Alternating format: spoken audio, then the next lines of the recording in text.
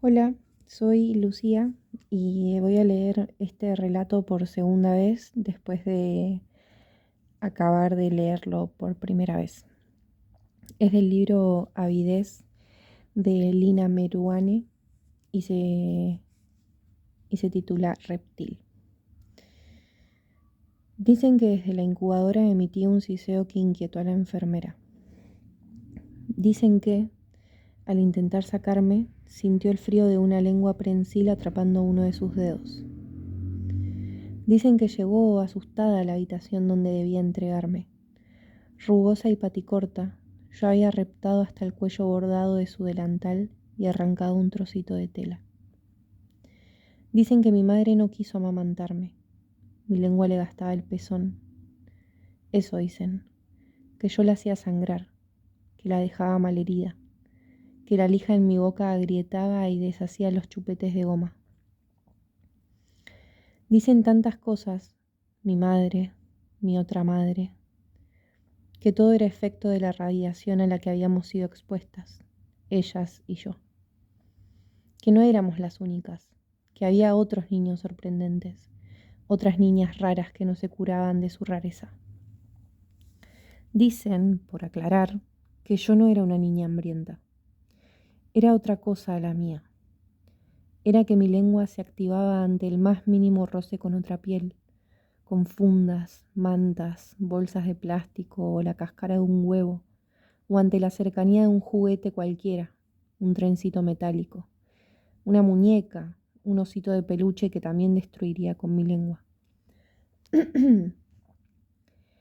Dicen mis madres que a los 12 yo había pulido uno a uno los muebles de mi habitación. Desnudé mi cama de su pintura blanca y el secreter de su oscuro barniz, pero me abstuve, obediente, de las escaleras que tenía prohibidas. Pronto descubrí que las maderas no sabían todas igual. Eran blandas y sabrosas las molduras de cedro, en tanto el roble de la estantería era desolador. Aprendí a vomitar los aglomerados que mi saliva degradaba porque la cola irritaba mis papilas. Dicen que no trataron los animales que mi lengua cogía en su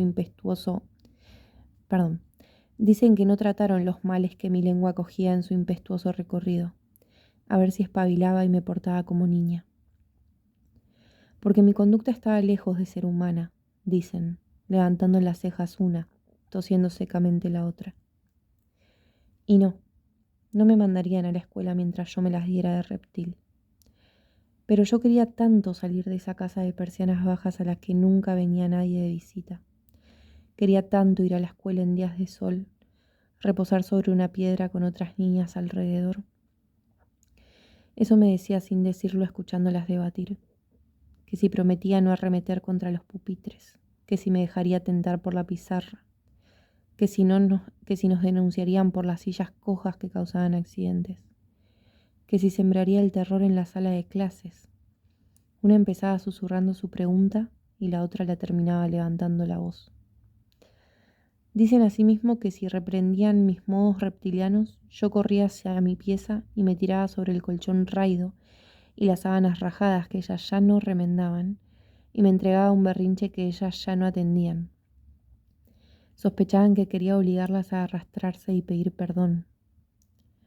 Dicen una vez que lloré por horas hasta sucumbir a una fiebre que me quemó el rostro e hizo arder mis orejas, y que en vez de dormirme derrotada por la temperatura, vi la forma de vengarme de ellas. Áspera y enhiesta, mi lengua insomne se levantó hacia la fresca pared de las horas nocturnas y halló el borde del papel aflojado por la lluvia. Se introdujo ahí, salivando, profusa, y fue descascarando la pared, descubriendo las escamas del empapelado anterior. Era papel sobre papel, lo que fue pelando mi lengua hasta acariciar la piel del muro, su calcio primitivo. Dicen que desesperaron al encontrar las paredes desnudas a la mañana siguiente, que sintieron un odioso desasosiego al verme dormida pero sonriendo, los labios colorados, cuarteados por la destrucción. Dicen que en el más atroz de los silencios levantaron las pilas de papel como si fuera la membrana de una serpiente y barrieron las migas del pegamento y luego enderezaron, sujeto todavía al clavito de la pared, el opacado óvalo del espejo. Y dicen que salieron al jardín y discutieron qué hacer. Si poner un candado entre mis muelas, mi madre conocía ese dispositivo para adelgazar, pero la otra presintió que yo arrasaría con él, o si llevarme a un cirujano para que rebanara mi lengua de una vez, la lengua de su prolongado sufrimiento.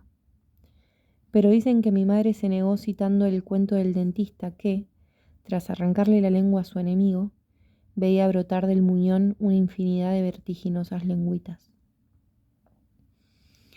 Dicen, ahora, que fue mi otra madre quien impuso la idea de mandarme a la escuela, como yo quería, para que fueran otros quienes se ocuparan de mí. Me compraron un jumper azul y una blusa blanca de poliéster y calcetines largos y zapatos negros de charol. Me arreglaron el pelo en un moño alto y me atravesaron aritos de plata en las orejas. Y me sentaron en la cocina y me dijeron que yo ya era una niña, una mujercita, un ser humano, que incluso era preciosa. Me tomaron una foto para que me viera, pero yo solo me fijé en mis rodillas flacas, asomadas en el ruedo del uniforme. Antes de salir me advirtieron, mi madre sollozaba cubriéndose los labios, que cerrara bien la boca si no quería meterme en problemas. Los problemas en que de inmediato me introduje, dicen, porque me bastó con poner un pie, una pierna, medio cuerpo dentro del aula. Me bastó con responder al saludo de la maestra para que mi lengua se mostrara en toda su bífida longitud. La maestra palideció. Unas alumnas chillaron. Iguana, lagarta, serpiente, demonio radioactivo. Otras corrieron al fondo de la sala y se taparon las orejas. Otras arrugaron la nariz e intercambiaron sílabas cortopunzantes entre sí. Escupían y frotaban sus manos. Dicen, lo insinúa mi madre, mi otra lo corrobora, que esperaron ansiosas esa tarde a que yo regresara. Dicen haberse convencido de que todo había ido bien porque no recibieron ningún llamado de la escuela, ninguna comunicación escrita, ninguna queja mía. Dicen que yo sonreía como encantada, con los labios cerrados, con ojos que sostenían el brillo singular de un oscuro regocijo. Mi madre, sorprendida pero acostumbrada a desconfiar, me desnudó de inmediato para cerciorarse de que no trajera moretones bajo el uniforme. Y no había golpes, no había herida alguna, no había cortes. Me abrazó y me entregó la caja de maquillaje que acababa de comprarme para celebrar. Se sirvieron una copa de vino las dos, brindaron las dos, se dispusieron a preparar la cena y por primera vez pusieron un puesto en la mesa para mí. Pero dicen que yo no tenía hambre. Dicen que me fui a la cama temprano y que ellas asimismo fueron a dormir después de un whisky. Dicen que se abrazaron en la cama aliviadas de haber tomado la decisión correcta. Dicen que en medio de la noche despertaron de súbito las dos, que prendieron la luz a la vez, las dos, que se miraron con una inquietud que pronto fue angustia, mientras confirmaban entre ellas que no, que esa tarde no habían revisado mi boca, no habían visto mi lengua, no habían oído mi voz.